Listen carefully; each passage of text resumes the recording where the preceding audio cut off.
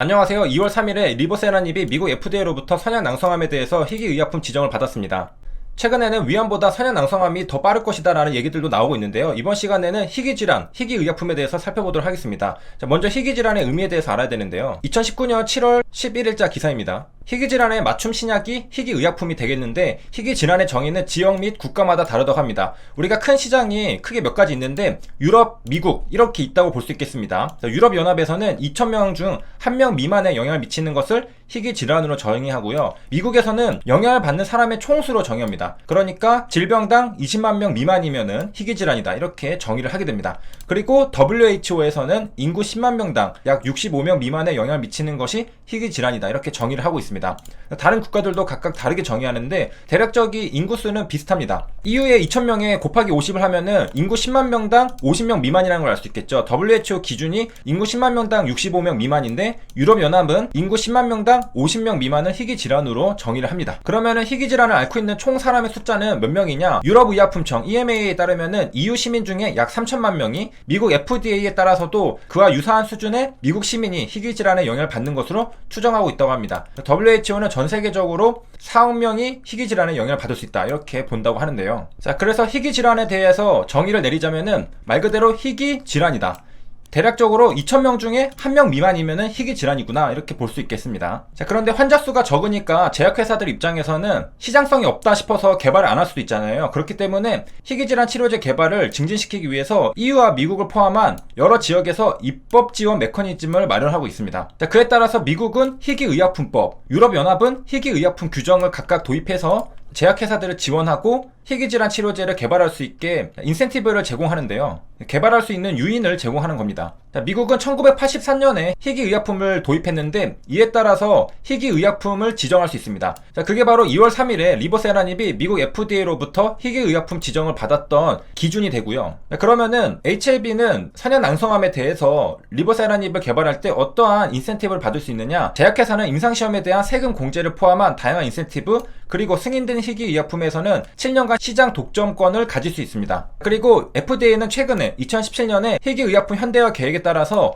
모든 신규 희귀의약품 지정 요청을 90일 이내 검토하도록 하니까 더 빠르게 검토해서 희귀의약품으로 지정해주겠다, 이러한 움직임을 볼 수 있습니다. 유럽연합, EU도 마찬가지인데요. 2000년부터 입법 지원을 시작했습니다. 미국이 더 빠르죠. 1983년이니까 17년 정도 더 빠른데, 중소기업에게 희귀의약품 임상시험 프로토콜 보조에 관한 수수료, 기타 수수료 이런 것들을 면제해 줍니다. 그리고 각각 적응증에 대해서 10년간 시장 독점권을 부여합니다. 만약에 한 제품으로 여러 적응증에 대해서 희귀의약품 지정을 받았다면은 합쳐서 하는 게 아니라 각각 별도로 시장 독점 기간 혜택을 줄 수 있습니다. 그리고 수수료 면제 이런 것뿐만 아니라 자금 지원도 이루어지고 있는데, FDA는 1983년부터 희귀의약품 개발부를 통해서 기금 프로그램을 운영하고 있고, 이 프로그램으로 60개 이상의 제품 승인을 촉진시켰다. 일반적으로 60개에서 85개 제품이 프로그램을 통해서 기금 지원을 받고 있고 연간 1,550만 달러 가량을 지원하고 있다 말하고 있습니다. 최근에는 임상시험 비용이 급격하게 증가하면서 기금 수를 늘리고 있지 못하다라고 말하고 있고요. 그 다음에 이것뿐만 아니라 비영리단체 NORD에서도 추가로 자금 지원을 받을 수 있습니다. 자, 여기서는 시드 펀딩을 제공하고요. 자, 이런 식으로 희귀의약품을 개발하기 위한 여러가지 지원들을 유럽이랑 미국에서 하고 있습니다. 그에 따라서 희귀의약품의 지정도 많이 늘었고 마케팅 승인 건수도 크게 증가를 했습니다. 그래서 2000년부터 유럽에서 2,100건이 지정을 받았고, 승인은 2018년에 22개를 포함해서 186개가 희귀의약품으로 승인을 받았습니다. 최종적으로 성공한 거죠. 그리고 미국 같은 경우에도 1983년부터 입법이 되면서 시작이 됐는데 5,600건이 희귀의약품 지정을 받았고, 희귀의약품 지정을 받은 것들 중에 796개 제품이 최종 승인을 받았다. 그러니까 2018년에 FDA가 승인한 신약의 58%에 해당하는 34개가 희귀의약품 지정을 받았다. 그러니까 많은 신약들이 희귀의약품 지정을 받고서 승인을 받고 있다라는 것도 볼 수 있겠습니다. 리보세라닙도 시판 승인이 나온다면은 이런 통계에 들어갈 수 있다라고 볼 수 있겠고, 자, 그리고 이제 두 번째, 희귀의약품 지정을 어떻게 받느냐? FDA랑 유럽 EMA에서 희귀의약품 지정을 해주죠. 자, 이렇게 신청서를 제출하면은 그 중에서 조건이 맞으면은 지정을 해줍니다. 대략 비율적으로는 유럽에서 한 3분의 2 정도가 희귀의약품 신청서를 제출하면 지정을 받을 수 있겠고, 미국 같은 경우에는 신청서에 대한 내용은 없지만은 여태까지 5,006건을 지정해 주었다고 합니다. 그리고 2018년에 승인받은 게 58%가 희귀의약품 지정을 받은 거니까 굉장히 많은 수의 신약들에 대해서 희귀의약품 지정을 해주는 것을 알 수가 있겠습니다. 자, 그러면 희귀의약품으로 시판이 되면은 얻게 되는 장점은 도대체 무엇일까? 그런 것들이 궁금할 수 있는데요.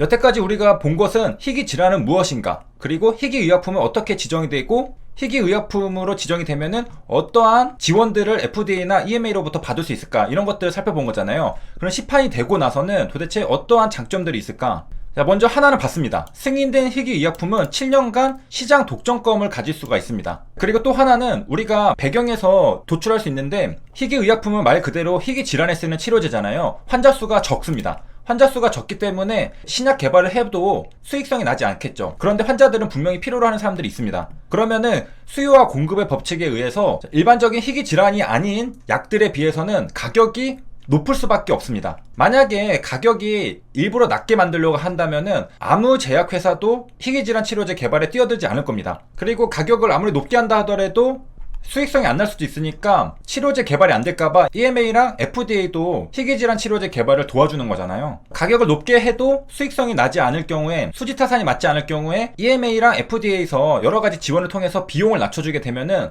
손익분기점을 넘길 수가 있습니다. 그렇기 때문에 개발에 들어갈 수 있다는 건데요. 자, 그런데 최근에는 손익분기점을 넘기는 것 뿐만 아니라 가격을 높게 해가지고 수익을 또 많이 보고 있었습니다. 제약회사들이 이러한 제도를 이용한 거죠. 자, 어떻게 보냐면, 자, 보고서가 나왔었는데 희귀의약품 개발을 장려하는 관대한 조항들, 이런 것들에 바뀔 수 있다라고 하는데, 그 이유가 희귀의약품 가격이 비싼 데다가 독점기간이 길어서 경쟁이 지연되기 때문이다. 자, 해자를 만들어주고 가격도 비싸니까 독점적인 지위를 유지하면서 굉장히 수익을 많이 낸다. 그래서 이런 보고서들이 있었습니다. 시장 경쟁을 장기간 지연시키는 보호종화로부터 혜택은 보는 대로 다 보고, 또 가격은 높게 이익을 극대화하면서 지나치게 비싼 가격으로 약을 팔고 있다.